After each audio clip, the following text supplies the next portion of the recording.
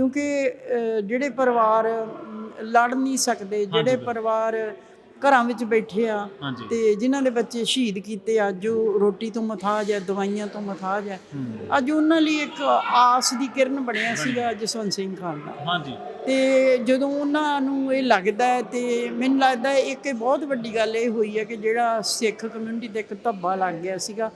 ਕਿ ਇਹ ਅੱਤਵਾਦੀ ਹੈ, ਖਾੜਕੂ ਹੈ, ਇਹਨਾਂ ਨੇ ਆਹ ਕੀਤਾ, ਪਰ ਜਸਵੰਤ ਸਿੰਘ ਦੇ ਕੰਮ ਨੇ ਮੈਨੂੰ ਲੱਗਦਾ ਇਹ ਸ਼ੋਅ ਕੀਤਾ ਹੈ ਕਿ ਸਟੇਟ ਜਿਹੜੀ ਹੈ ਉਹ ਅੱਤਵਾਦੀ ਹੈ, ਉਹਨੇ ਸਾਡੇ ਬੰਦੇ ਮਾਰੇ ਆ। ਤੇ ਹੁਣ ਉਹ ਜਿਹੜੇ ਪਰਿਵਾਰ ਹੈ ਬੇਸ਼ੱਕ ਅਨਪੜ੍ਹ ਹੀ ਕਿਉਂ ਨਾ ਹੋਣ, ਉਹ ਵੀ ਸਮਝਦੇ ਆ ਕਿ ਸਾਡੇ ਬੰਦਿਆਂ ਦੀ ਕੁਰਬਾਨੀ ਹੋਈ ਹੈ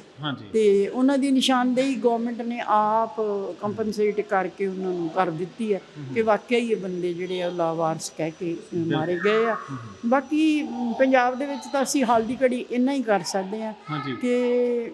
ਅਸੀਂ ਜਿਹੜਾ ਜਸਵੰਤ ਸਿੰਘ ਖਾਲੜਾ ਦਾ ਕੰਮ ਹੈ ਜਾਂ ਮਿਸ਼ਨ ਸੀਗਾ ਉਹਨੂੰ ਅੱਗੇ ਉਸੇ ਤਰ੍ਹਾਂ ਜਾਰੀ ਰੱਖੀਏ। ਤੇ ਮੇਰਾ ਖਿਆਲ ਹੈ ਜਿਹੜੇ ਚੰਗੇ ਸ਼ਹਿਰ ਦੇ ਲੋਕ ਹੈ ਉਹਨਾਂ ਨੂੰ ਇਸ ਗੱਲ ਦਾ ਪਤਾ ਹੈ ਕਿ ਅੱਜ ਦੀ ਡੇਟ ਦੇ ਵਿੱਚ ਵੀ ਉਹਨਾਂ ਪੁਲਿਸ ਵਾਲਿਆਂ ਨੂੰ, ਭਾਵੇਂ ਉਹ ਕੈਂਸਰ ਦੇ ਮਰੀਜ਼ ਹੈ, ਭਾਵੇਂ ਉਹ ਅਪਾਹਜ ਹੋਏ ਆ, ਉਹਨਾਂ ਨੂੰ ਵੀਲ ਚੇਅਰਾਂ ਤੇ ਲਿਆ ਕੇ ਉਮਰ ਕੈਦਾਂ ਹੋ ਰਹੀਆਂ। ਹੁਣ ਮਹਾਲੀ ਖਾਲੜਾ ਸਾਹਿਬ ਦੀ ਮੇਰਾ ਖਿਆਲ ਆ ਵੀ ਮਿਸ਼ਨ ਤੇ ਕੰਮ ਕਰਨ ਵਾਲਿਆਂ ਦੀ, ਜਿਨ੍ਹਾਂ ਨੇ ਮਗਰੋਂ ਕੰਮ ਕੀਤਾ, ਉਹਨਾਂ ਦੀ ਮੇਰਾ ਖਿਆਲ ਆ ਜੇ ਜ਼ਿੰਮੇਵਾਰੀ ਜਸਵੰਤ ਸਿੰਘ ਨੇ ਪਾਈ ਆ ਸਾਡੇ ਤੇ ਅਸੀਂ ਉਹੀ ਸੋਚਦੇ ਹਾਂ ਵੀ ਅਸੀਂ ਨਿਭ ਜਾਈਏ ਇਹਦੇ ਨਾਲ।